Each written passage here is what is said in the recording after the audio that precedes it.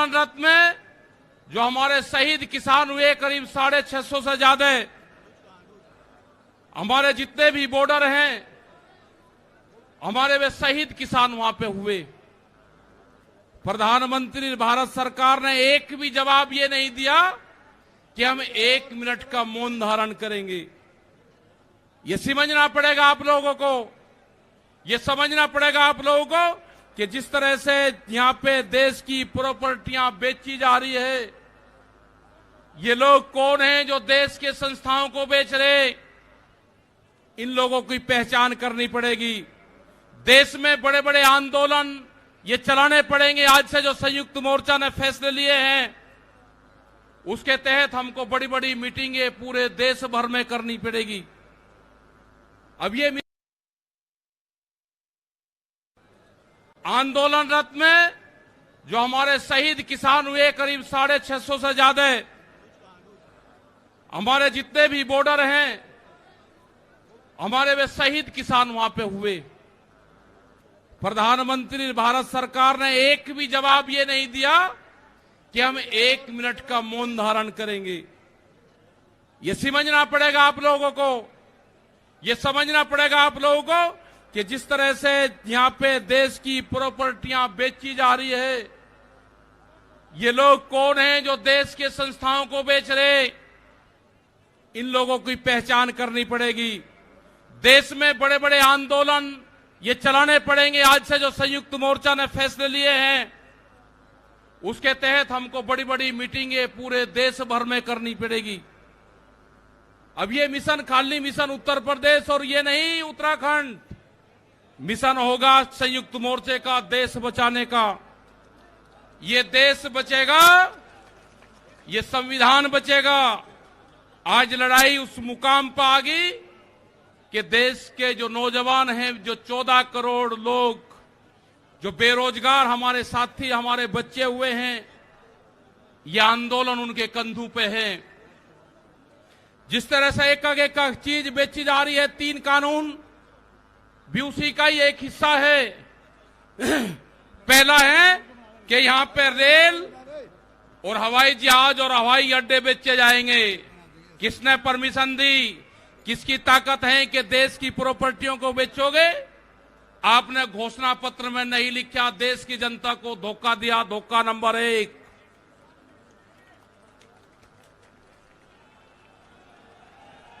धोखा नंबर 2, धोखा नंबर 2, बिजली बेचेंगे, प्राइवेट करेंगे बिजली को। ये धोखा नंबर 2 कहीं घोषणा पत्र में नहीं लिखा। जब वोट मांगी नहीं कहा कि बिजली भी बेचेंगे। ये सड़क बेचेंगे, पूरी सड़कों पर टैक्स लगेगा और एनएच के आसपास 500 मीटर तक अपनी कोई चाय की दुकान और गुमटी भी नहीं लगा सकता। अगर किसी ने चाय का खोखा रखा तो वह जमीन उसकी गांव समाज में निहित होगी। ये सड़कों को बेचने का काम करेंगे। ये देख लेना क्या क्या चीज बिक्री है। ये सेल फॉर इंडिया का बोर्ड देश में लग चुका है।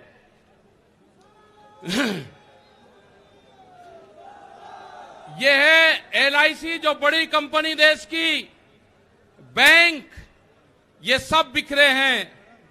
इनके खरीदार कोई और नहीं है, खरीदार अडानी और अंबानी हैं। ये बिखरे हैं सब।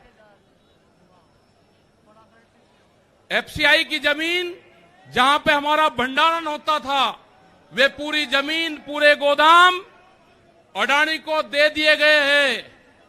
पूरी एफसीआई के जो गोदाम हैं अडानी के कब्जे में हैं। आपके पास में, भारत सरकार के पास में कोई भी गोदाम अब नहीं बचा है। देश के बंदरगाह, पूरा जो समुद्र के तट थे 100 किलोमीटर तक एक कंपनी को बेच दिए। वे बंदरगाह भी बिक गए। ये भी आपको जानकारी होनी चाहिए। वहां पे जो मछली पालन किसान हमारा था, जो नमक का किसान हमारा था, खत्म हो गए। बड़े बड़े बंदरगाह वहां पे बिक चुके हैं।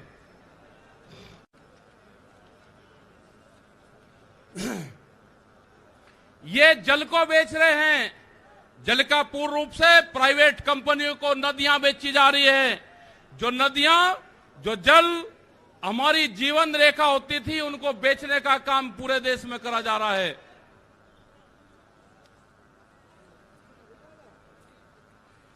ये इंडिया ऑनलाइन सेल, मतलब कोई भी कीमत किसी भी चीज की लगा सकता है, भारत बिकाऊ है। ये भारत सरकार की पॉलिसी है। अब खतरे में कौन कौन है? ओएनजीसी, बीपीसीएल, इस्पात, शिक्षा, प्राइवेट जो चिकित्सा हो रही है, और देश के संविधान भी खतरे में है। जो बाबा भीमराव अंबेडकर का संविधान था, वो भीड़ में बता जा रहा है, हम उसको भी बता रहे हैं कि बाबा भीमराव अंबेडकर का संविधान भी खतरे में है, उसको भी बचाना है। और ये खेती किसानी जिससे ये आंदोलन शुरू हुआ, ये खेती और किसानी भी बिक्री के कगार पे है। हमारी समझ में जब आया, जब देश की खेती बिकने के कगार पाई, जब ही आंदोलन शुरू हुआ। उसके 3 कानून 9 महीने से किसान आंदोलन है, वो करने को तैयार नहीं है। आज हालात ये है कि आपका 10 साल पुराना, वे आगे के 10 साल पुराना ट्रैक्टर नहीं चलेगा, वो भी इसी में ही आता है। आपको बैंक में कर्जा आप दुगना ले लो, आपको बैंक दुगना कर्जा दे देगा। आपको बैंक कहेगा कि गोल्डन कार्ड बना दिया, आप कर्जा ले लो, फसलों के भाव नहीं आपको देंगे। हम जिस जमीन पर आए हैं, ये जमीन उत्तर प्रदेश की जमीन, और जहां पे मुजफ्फरनगर का जो क्षेत्र है, ये गन्ने की बेल्ट है पूरी। क्या इन लोगों ने ये नहीं कहा कि जब अगर हमारी सरकार आएगी तो हम 450 रुपए गन्ने का भाव देंगे? ये कोई भाव देने को तैयार नहीं है। यहां पे सरकारें पहले भी आई जिन्होंने 80 रुपया रेट बढ़ाया, दूसरे वाली सरकार आई 50 रुपए रेट बढ़ाया। क्या योगी सरकार उन दोनों से कमजोर है? 1 रुपया रेट नहीं बढ़ाया। हमारा 12,000 करोड़ रुपया से ज्यादा आज शुगर फैक्ट्री पे सरकार पे बकाया है। अगर हम मांगते हैं तो कहते हैं जी ये राजनीति कर रहे हैं। अगर ये मुद्दे उठाने राजनीति है तो ये मुद्दे यहां के लोग उठाते रहेंगे। हमें बहुत तरह के एलिगेशन लगाए गए। हम 9 महीने से वहां पे हैं, आप लोगों के बीच से वहां पे गए। आप बहुत जिम्मेदारी के साथ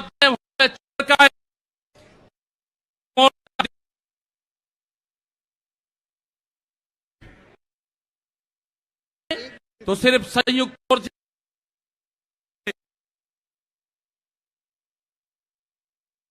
जमीन पर पैर नहीं रखेंगे भैया। यहाँ पे मुजफ्फरनगर की जमीन पे हम पैर नहीं रखेंगे। हम गाड़ी से यहां से वापसी जाएंगे। जब ये आंदोलन फतेह होगा, इस किसान और देश के जवान की जीत होगी, जब ही हम यहां पाएंगे। अत्याचार बहुत है। यहां पे पुलिस फोर्स के लोग भी होंगे। यहां पे पुलिस फोर्स के लोग हैं, उनकी सैलरी 25 और 30 हजार रुपए है। ड्यूटी वे 24 घंटे देंगे। मास्टर जो प्राइमरी का टीचर है, उससे आधी सैलरी उनकी होगी। वे आवाज नहीं उठा सकते, उनकी आवाज को दबाया जाता है। उनका जो क्वार्टर है वो 500-600 फीट में है। उनके क्वार्टर बड़े बड़े हैं। उनकी सैलरी भी टीचर के बराबर उनकी सैलरी हो। वे ड्यूटी देते हैं 24 घंटे। जितने भी सरकारी कर्मचारी हैं, उनकी पेंशन खत्म करोगे। एमपी एमएलए की पेंशन लोगे 2-2, 3-3। कर्मचारियों की पेंशन खत्म करोगे। आप देश में प्राइवेटाइजेशन करोगे तो रोजगार खत्म होंगे। हमारी समझ में एक बात नहीं आई, जो बड़ी बड़ी कंपनी 67,000 और 1 लाख करोड़ रुपया सरकार का लेकर भाग जाती है, उन्हीं को ही फिर बड़े बड़े संस्थाएं बेच रहे हैं। वो पैसा कहां जा रहा है? अगर पूरे हमारे संस्थाओं के रेलवे बिक्री है, रेल के 4.5 लाख कर्मचारी बेरोजगार होंगे। मैंने जो सफाई कर्मचारी है उनसे बातचीत करी, रेलवे के या किसी भी नगर पालिका के हो, 5 और 6 हजार रुपए में वे सफाई कर्मचारी वाल्मीकि समाज के लोग नौकरी करेंगे यहाँ पे। अगर ठेका पड़ता होगी तो रोजगार जाएंगे। अगर प्राइवेट कंपनी के हाथ में ये कंपनी आ जाएगी, जिस तरह से रेलवे गई, 4.5 लाख कर्मचारी बेरोजगार होंगे। जो रेहड़ी पटरी के लोग अपना रोजगार चलाते थे, वे 4.5 करोड़ लोग हैं, वे बेरोजगार होंगे।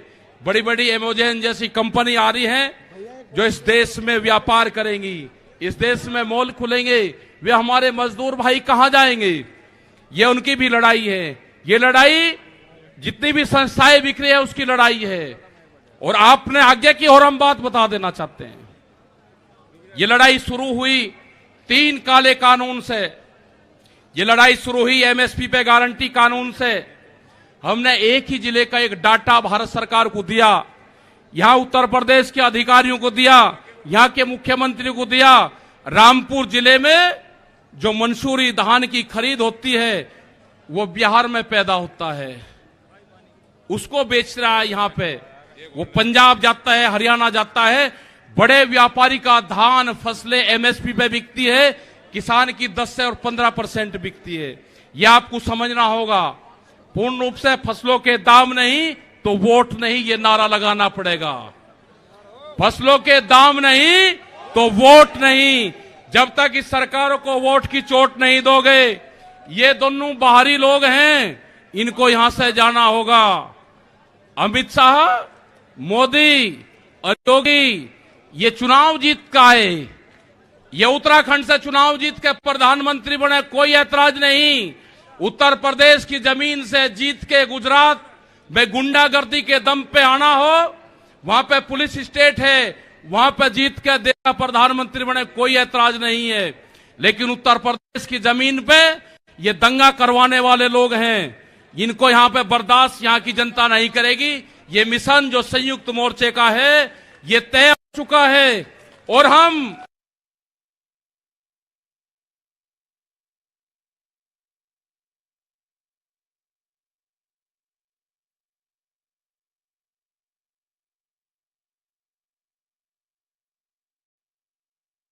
मोर्चा नहीं छोड़ देंगे।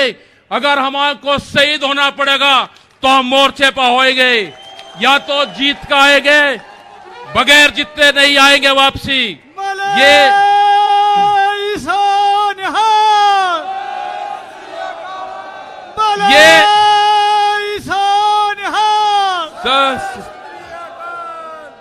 इस तरह की अगर सरकारें देश में होंगी तो ये दंगे करवाने का काम करेगी। पहले भी नारे लगते थे जब टिकैत साहब थे, अल्लाहू अकबर, अल्लाहू अकबर, ये नारे लगते थे। हर हर महादेव और अल्लाहू अकबर के नारे इसी धरती से लगते थे। ये नारे हमेशा लगते रहेंगे, ये नारे हमेशा लगते रहेंगे। दंगा यहां पे नहीं होगा। ये तोड़ने का काम करेंगे, हम जोड़ने का काम करेंगे। किसी गलत फहमी में मत रहना। ये देश हमारा है, ये प्रदेश हमारा है, ये जिले हमारे हैं। आप तैयार रहना। ये कहते हैं कि लाल किले पे किसान गया, अगर लाल किले पे नहीं, किसान तो अगर जाता तो पार्लियामेंट पे जाता जहां पे कानून बने हैं। लाल किले पे धोखे से लेके गए हैं आप हमको, हमारे लोग नहीं गए। धोखे से लेकर आप लोग गए हैं। क्या कोई देश की एजेंसी है कि जो उसको जांच कर दे? क्योंकि कोई एजेंसी बोलने को तैयार नहीं है। पूरे देश पे इनका कब्जा हो चुका है, पूरी एजेंसियों पे। देश में कैमरा और कलम पे बंदूक का पहरा है। कैमरा और कलम पे किसी प्रेस की हिम्मत नहीं कि वो किसान के पक्ष में दिखा दे। निगेटिव दिखाते हैं बहुत प्रेस के लोग। तो इन सब लोगों का आपको ध्यान रखना है। ये आंदोलन जारी रहेगा। वो 28 तारीख की जो काली रात है उसको आप याद करते रहना। हम वहां से हटेंगे नहीं, किसी भी कीमत पर वहां से जाएंगे नहीं। देश के नौजवानों का रोजगार का सवाल है। 450 रुपया क्विंटल गन्ने का इन्होंने भाव की बात करी थी, वो चाहिए हमको। हमको फसलों पे एमएसपी की गारंटी चाहिए। प्रधानमंत्री ने कहा कि 2022 में फसलों के रेट दुगने होंगे, आमदनी दुगनी होगी। 3 महीने की बात रहेगी है। 1 जनवरी से बिकने वाली फसलें दुगने रेट पे बेचेंगे, ये प्रचार हम करेंगे। हम जाएंगे देश की जनता के बीच में, पूरे देश में संयुक्त मोर्चा आंदोलन करेगा। और हमने बार बार कहा कि हमारे पंच भी यही है और हमारा मंच भी वही है। आपने बात सुनी, ये 20 लाख से ज्यादा लोग मुजफ्फरनगर की जमीन पाए, इन सब का बहुत बहुत धन्यवाद। सभी वॉलंटियरों का धन्यवाद। अभी हमारे कुछ लीडर रह रहे हैं, आप उनकी बात सुनोगे। धन्यवाद। जय हिंद, जय भारत। वाहे गुरु जी का खालसा, वाहे गुरु जी की फतेह।